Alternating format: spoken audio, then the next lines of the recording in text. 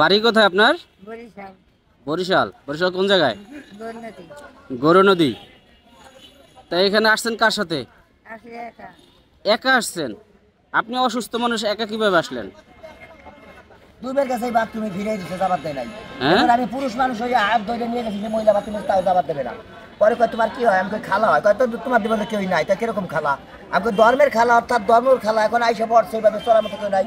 আমি মহিলাকে বুঝাইতেছি যে বাথরুমে যতটুকু কষ্ট একটা বাচ্চা হইতো কিন্তু ততটুকুই কষ্ট, তারপরেও আমার অপমান করে, তারপরে তারা নিয়ে যাবার দেয় না। তারপরে ওনার কাছে ভাগ্য ভালো 100 টাকা ছিল, সে 100 টাকাতে ভাঙ্গাইয়া 10 টাকা বাথরুমে দিয়ে আর 90 টাকা ওনার ওই যে আসলে আবার বাইন্ডে দিছি, এভাবে পড়ে যাচ্ছে। এখন কে কারে নিয়ে যাবে? বাথরুমে যাইতে হলে লোক লাগবে, টাকা লাগবে, এত কিছু। এখন কে দেখবে? এখন দেখেন তো এটা সে তো অসুস্থ, আপনি তো অসুস্থ মানুষ, একা আসছেন কিভাবে? হ্যাঁ, গৌরনদী থেকে একলা যে চলে আসছেন ঢাকাতে শাহালির মাজারে, কিভাবে আসলেন? গাড়িতে? গাড়িতে। গাড়ি ভাড়া আসিল? টাকা দিছে কে? আপনার আমার বোনে। বইনে? আপনার সন্তান নাই, স্বামী নাই, আত্মীয় স্বজন বলতে কে আছে? শুধু বোন। এখন শাহালি মাজারে আসছেন কি করতে? বাজারে আছে, তারা রাখবে না সেজন্য। হ্যাঁ, তারা রাখবে না সেজন্য। মানে আপনার বোনে রাখবেন আপনাকে, এই জন্য মাজারে আসছেন। প্রিয় দর্শক, আপনারা একটা জিনিস খেয়াল করছেন যে ছেলে নাই, সন্তান নাই, স্বামী নাই, কেউ নাই।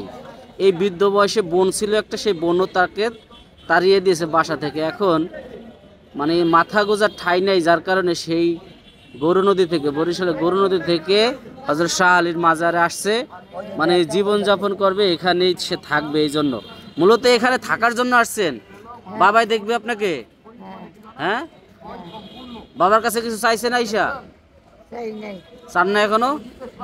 কি চাইবেন চাইলে? আপনি তো অসুস্থ দেখা যাচ্ছে। যে প্রিয় দর্শক, একজন অসুস্থ মানুষ এভাবে শাহ আলী মাজারে এসে বসে আছে, যে আল্লাহ তাআলা তাকে মানে বাঁচার অবধি, যে কয়দিন বাঁচে এই কয়দিন এখানেই থাকবে এই শাহ আলী মাজারে।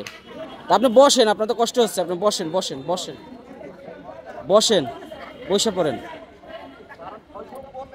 তো এরকম একটা অসহায় মানুষটাকে তার বাসা থেকে বের করে দিছে। তা আপনার বাড়ি গৌরনদীতে নাকি? গৌরনদী কি বাড়ি আপনাদের? গৌরনদী। কি বাড়ি? আপনার বাড়ির নাম কি? গৌরনদীতে।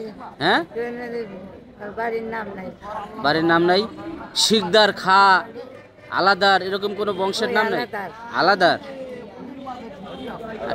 আমি বলছি দিকে বলছেন নাকি আপনার বাড়ির না, আলাদার? আলাদার। আলাদার।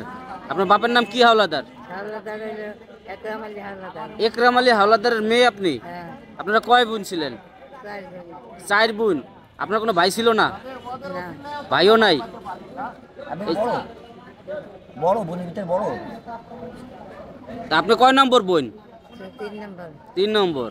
তা আপনার 4 বোনেরা কত নম্বর বোনের কাছে? এত কথা আমার ভালো লাগে না। ভালো লাগে না? আসলে কথা বলতে খুব অশান্তি হচ্ছে। তো এখন ওনার দেখাশোনা করে কি ভাই? ওই তো আমি তো ওটাই আপনাকে বলার জন্য বললাম যে আপনি মোবাইলটা একটু ধরেন, আমি কিছু কথা বলি। যেরকম আমিও যেরকম একজন অসহায়, যে এইভাবে এসে পড়ছে, এই বাথরুমে দুইবার গেছে, ফেরত দিয়ে দিচ্ছে। এরপরে এই জায়গাতে লজ্জা শরম ফেলাইয়া তার কষ্ট বুঝে মনে হয় জানি সে জামা খুলে হেলাইছে গাড়ি থেকে এখানে মানুষের সামনে। এখন আমি কি হয়েছে, কয় বাথরুমে গেলে কি আবারও মারবে? মানে তার ভিতরে এমন একটা ভয় পাইছে যে বাথরুমে যাওয়া তার যদি কথা তার মাইরে খেলাই দিছে। এখন বাথরুমে যাইয়া সেলোয়ার খোলা জায়গা, সে জামা খুলে ফেলাই দিচ্ছে আমার সামনে। তারপরে লজ্জা শরম ফেলাইয়া আমি তাকে মহিলা বাথরুমে আমি নিয়ে গেছি। যাকে মহিলা বাথরুমে নিয়ে যায়, তারে বাথরুম করাই আনা পরে এই জায়গায় এসে বসার পরে তারপরে এখন সেই যে এইভাবে চলতিছে। এখন